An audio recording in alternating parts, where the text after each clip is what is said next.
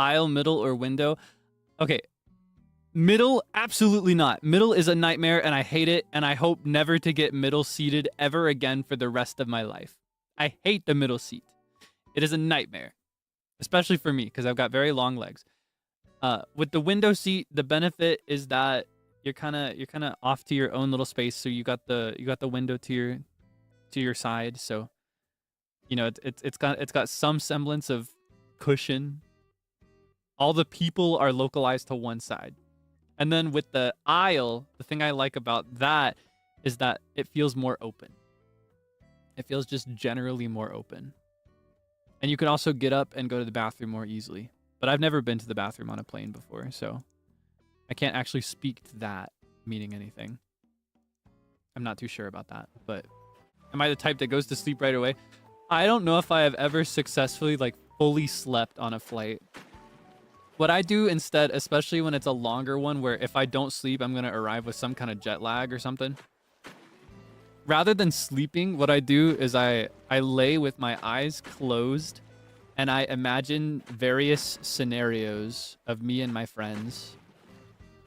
And then I arrive at my destination. But I never actually fall asleep. Don't use the plane toilet. Nope. It does not matter how long that flight is. You cannot make me use it. I don't know if we talked about this. This is one of my weaknesses in general. I'm really bad at using public toilets. I've always been a bit weird about germs. And I think the bathroom is the greatest site of contagion ever. So I personally prefer to avoid using public restrooms whenever it's possible.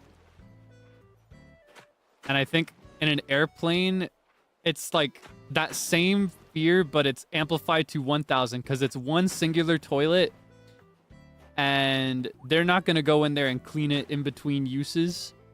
And on top of that, everyone can smell it.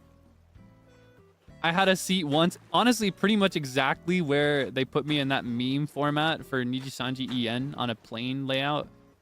I had a seat just like that once, exactly where they put me. And throughout the flight, I would just smell people's poo-poo in the toilet, and it was a nightmare. It's terrible, and I would never inflict that on my worst enemy. I don't want anybody to smell my poo-poo. So, yeah, I just prefer to not use the bathroom at all. And I'm okay with that. As for sitting on the plane, though, I am cool with... ultimately, I'm cool with anything, but I prefer to have a seat that has nobody to my right or to my left. Like if I can get the window seat and then have nobody in the middle seat for that row and then have somebody in the aisle seat, that's great. That's heaven. I love it. And I've been lucky a couple times to be seated in the exit row. It's not always available, unfortunately, but whenever I can be in the exit row, I want that seat. And once... oh my God, on one particular flight, this was like a dream. I felt so wealthy on that flight. There was one flight I had where I was on the exit row, but specifically that one seat on the edge of the exit row where there's no seat in front of it because that's where the door is. My legs were out the whole time. It was beautiful. It was such a blissful experience. I genuinely was blissed out. It was magical. I will never experience that level of bliss on a flight again for the rest of my life. Yeah, and then like the TV is so far away that you get a little funny remote to use. But that doesn't matter to me anyway because I don't use the TVs on the plane. What else is there to do on a flight? What else is there to discuss about a flight? I feel like that's pretty much everything to do with my personal habits. Oh, whoops. I just spend a lot of time daydreaming instead of sleeping. Because I struggle to fall asleep in that position. Because, I don't know, I'm just constantly aware of my legs taking up more space than they should. Go-to flight beverage. I get chips, and I eat them without using my fingers, and I get a little water bottle most of the time. Just because I find that that's what I like to have on the flight. How do I eat chips without my fingers? Oh, you want me to address the elephant? So, I use my fingers, but I don't put my fingers on the chips. What I do is I'm going to pantomime this, but with my words. I open the bag, and then I fold it into like a little funnel, and I almost drink the chips. Does that make sense? like I hold the bag up with my hand and I tilt it into my mouth, and then I kind of like I let it fall in, and that way I don't get any crumbs on my fingies, because I'm not going to be able to wash my hands because I'm on a plane. Wet wipes, tissues, yeah, those are very helpful, but to tell you the truth, I just don't really think to pack those in a way that I could pull out on a flight. I do bring them with me when I travel. I pack disinfectant wipes, but I never think to put them in my bag that I carry with me as I go.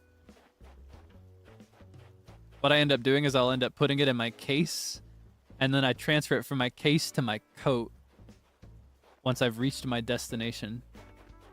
And then I just pull it out of my coat every now and then. Kind of like candy. You know, like when old ladies will give you the little candies? I'm kind of like them, but I just pull out little alcoholic wipes. And even then, it just... When I've had a meal that's gotten my fingers really dirty, disinfectant wipes just don't do it for me. I need running water and soap. So even if I did have it, it would not be enough. It would be like a bandage over a flesh wound to me. I need more than that. I can't, like, it's not enough for me. I need deeper penetration than a wipe is gonna give me. You know, I need hot, forceful running water. Otherwise, I'm just gonna feel gross. That's maybe a me problem, and I'll accept that. I know that my standards when it comes to things like germs are just generally uncommon and a little weird, and I'm okay with that.